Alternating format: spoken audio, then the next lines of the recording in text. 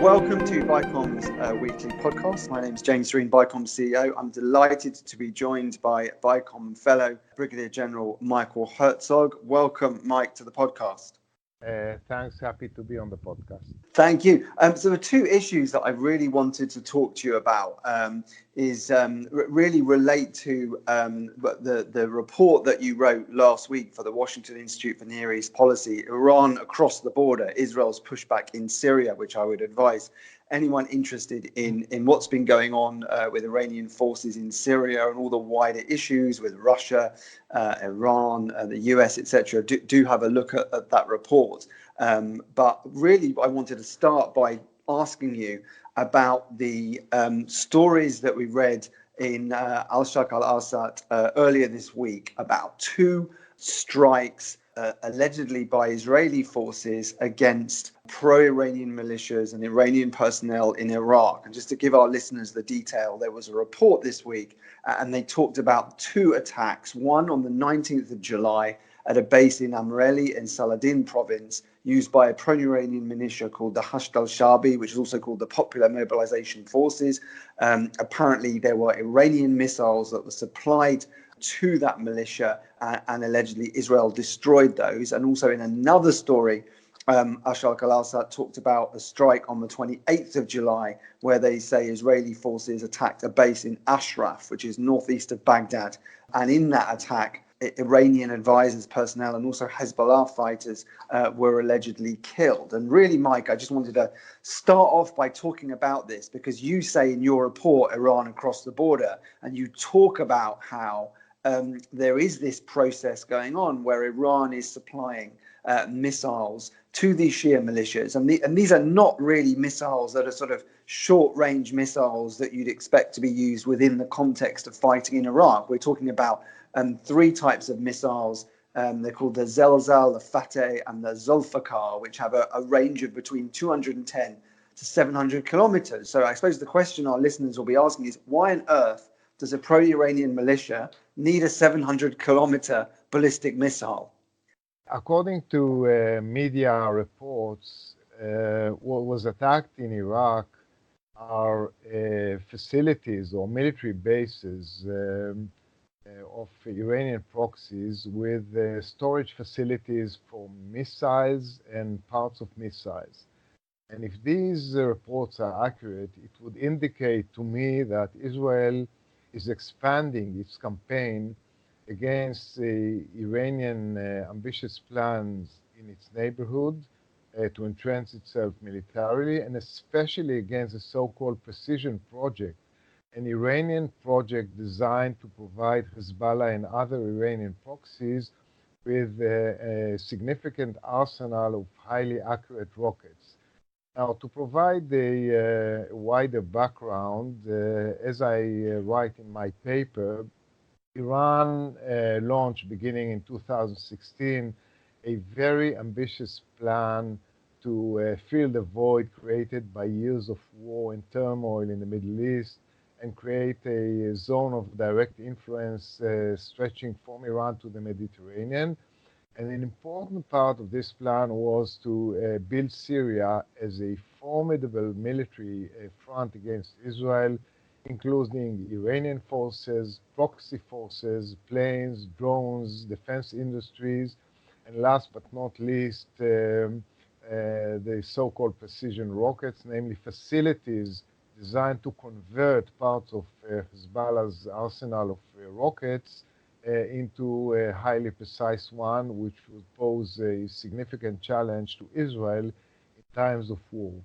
Israel has targeted these facilities in Syria, and as a result, Iran decided to move critical components of the precision project from Syria to either Lebanon or Iraq.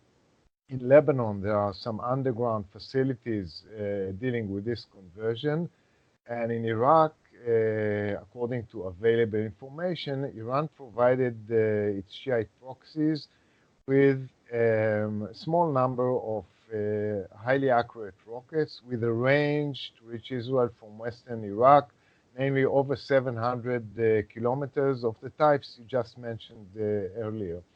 Not only that, but according to available information, Iran also established facilities in those military bases for storage of these missiles and their components, so they can serve as kind of a way stations that could be used in times of need or war to send accurate missiles to Syria and to Lebanon. So So that could just to be clear and to ask the question, so you're saying categorically that your understanding is that these are not missiles being provided to these militias for their own use within their own conflicts. It's absolutely your understanding that they're being provided to these militias in order that they can sort of be there as an attack option for Iran, whether it be against Israel or other countries, but it's specifically as a kind of attack option outside of Iraq. I'm saying both things. Right. Iran is providing its Shiite proxies in Iraq with these missiles so they can be used against Israel from Iraq in times of war. And that's part of a broader concept, Iranian concept, so that in times of war, Israel will face numerous fronts from Lebanon, from Syria, from Iraq, and from Gaza. So these proxies have missiles which they can fire on Israel. At the very same time, it appears that what Iran is doing is building a way station to provide accurate missiles to its proxies in Syria and Lebanon as well. So we'll face them from all fronts, as I noted. This could provide context and explanation to what has happened. Again, if these media reports are right, to me, they indicate that Israel is expanding its campaign against the Iranian designs beyond Lebanon and Syria and also to parts of Iraq. And how much more difficult is it for Israel to attack these sites in Iraq? I mean, you say in your paper and you set out in great detail about how ambitious and potentially how successful the campaign's been against Iranian attempts to do this in Syria. They're moving them now into Iraq. So how much more difficult is it for Israel to operate in Iraq? Is it the intelligence on the ground? Is it the fact that Iraq is more complex? Is it the fact that there are US forces there? Is it all of the above? It's all of the above. Iraq is, of course, more far away than Syria or Lebanon, even though Israel has the capacity to fly there and strike. But the farther you go, the less precise intelligence you may have. And also, there's this complexity of American forces in Iraq and the possibility that if Iran seeks to answer such strikes, it may also target Americans. I think the Iranians will not rush to target Americans directly, but I cannot rule out that under certain circumstances they will do so. So that provides another complication. I assume that this is part of the reason why Iran moved some elements of the project to Iraq, assuming it'll be more complicated for Israel. But again, assuming these media reports are correct, it tells us that Israel nevertheless decided to meet the challenge and strike there again. Yeah. And just going on to your report about Syria, which if I may say is a very good kind of overview of what has Israel been trying to achieve against Iranian forces since 2016. You seem to conclude in the paper that the Israeli operations have been relatively successful in that they've prevented Iran from achieving its military objectives. What do you want to expand on that a bit? Yeah. Since early 2017, Israel decided to launch a campaign to push back on the Iranian designs and capabilities in Syria. This was initiated and commanded by Israel's then Chief of Staff, General Eisenkot.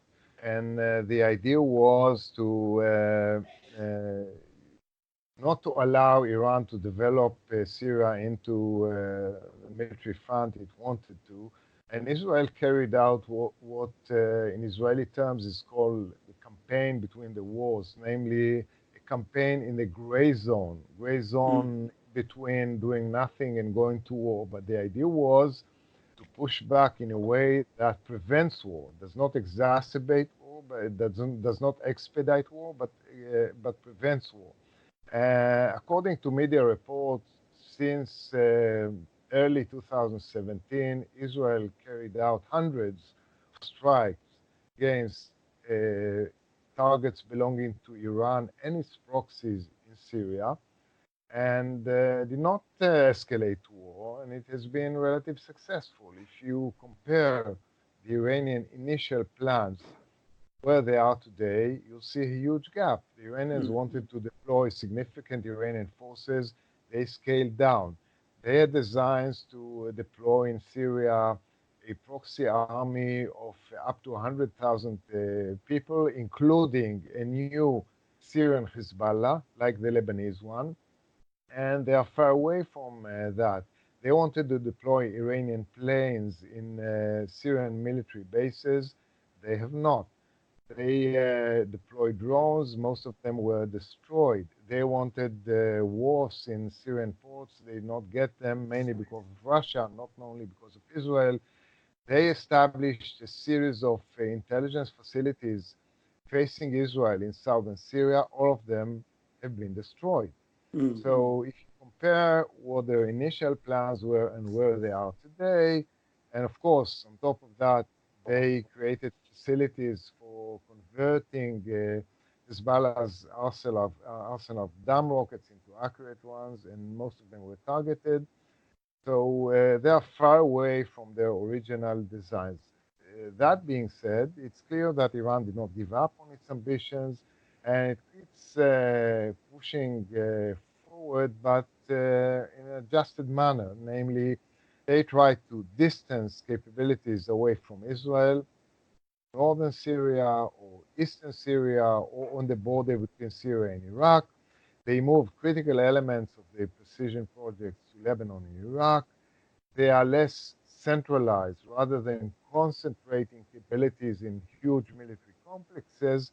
They are more decentralized. They try to hide to the extent possible behind the so-called cloak of Syrian state legitimacy. In some cases, you have Hezbollah activists wearing Syrian uniform close to our border, and so on and so forth. So the game is not over, and there's certainly potential for escalation. But if you take a perspective of over 2.5 years of an Israeli campaign, I think you can rate it as a success because Israel managed to thwart most of Iran's plans without escalating to war. That tells you something about the potential for running a campaign against Iran in the gray zone. Yeah. And in the paper, you talk about the options to try and sort of peel Russia away from this trilateral partnership with Syria and Iran, and what the gaps are between Russia and Iran, and about how there were various attempts to try and have the US and Israel succeed in some of its objectives by appealing to sort of Russian interests, and for them to understand that, you know, what Iran was trying to do was very much against what Russia wanted to achieve. How successful do you think that's been, and is there more to come from that objective? When it comes to Russia, it's more of a mixed balance. On the one, I think Israel was correct in assessing both converging and diverging interests between Russia and Iran. It's clear that Russia and Iran fought side by side to save Bashar al-Assad in Syria, and that Russia still needs Iran in certain ways in Syria and beyond. But at the same time, it is also clear that Russia does not want Iran to turn Syria into an Iranian protectorate, does not want Iran to dictate the agenda or undermine Russian designs for a political outcome in Syria and for Western and other investment in the reconstruction of Syria.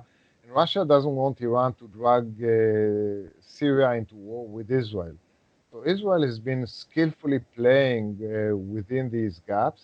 And as I write in the paper, the basic understandings which were established over time between Israel and Russia were that Israel had, Russia made the point that it's not going to push Iran out of Syria militarily. It can curb some of its plans, designs, and ambitions, which it did, for example, when it came to controlling a port or a wharf on the Mediterranean. But beyond what Russia was willing or capable of doing to stop Iran, it allowed Israel free hand. And Israel, as I said, carried out hundreds of strikes. And in the overwhelming majority of the cases, Russia said nothing, much to the frustration of the Iranians. There was an attempt recently to get Russia and the US together, and we had an unprecedented meeting of heads of national security councils of Israel, Russia, and the United States in Jerusalem. And the idea was to play on these Russian Iranian divergences and perhaps encourage Russia to do more, push Iran out of Syria militarily. I'm not sure that this really succeeded because Russia has its own limitations, and I'm not sure they would go along with pushing Iran out of Syria. And they keep saying that if you want us to do this, then we need some leverage. And leverage in their mind is the US easing sanctions on Iran, which is not happening. Quite the contrary. We see more pressure on Iran. So, but at the same time, I think the understandings between Israel and Russia are there. They allow Israel freedom of action and freedom of maneuver as long as Israel does not endanger Russian forces, personnel, or assets. As long as we are careful about that, I think the Russians kind of play between Israel and Iran in Syria. Okay, thank you. My final question I wanted to ask was just about your conclusion, I suppose, in the report, where you talk about, interestingly, just how important the Islamic Revolutionary Guard Corps, the IRGC Quds Force, is absolutely crucial to what Iran is trying to do outside of Iran, and that it's very independent. It's the only force that's kind of sustaining all these proxy armies like Hezbollah and others. And you talk about the need to have a sustained kind of united front against the Quds Force, not just Israel, but also the US, the Europeans, and others. How likely do you think that is? And what do you think the key parts of that united front could be? Are we just talking about sanctions, or are we also talking about military options? The point I'm making is that when you look at Iran as a system, you see a rather weak military. I'm talking about the regular army, with outdated planes and other war machines. You see a state under very heavy pressure of sanctions and political pressure as a whole. And this general picture, there's one, let's say, island of functionality, which is the IRGC's Quds Force. I'm not talking about the whole of the IRGC, but I'm talking about the Quds Force, which is the Iranian arm to implement and advance Iranian interest outside the borders of Iran itself. So if we're talking about the Lebanon file, the Syria file, the Iraq file, the Yemen file, they are all controlled and run by the Quds Force with the blessing of the supreme leader. They should be the address for any pushback against them. And the point I'm making is that what we need is a concerted campaign with like-minded partners joining hands in running this campaign against the Quds Force, and that could go a long way to curbing Iran's ambitions in the region. And that campaign is not only a military campaign; it's a comprehensive campaign incorporating all sorts of measures, diplomatic pressures, including the UN, economic pressures,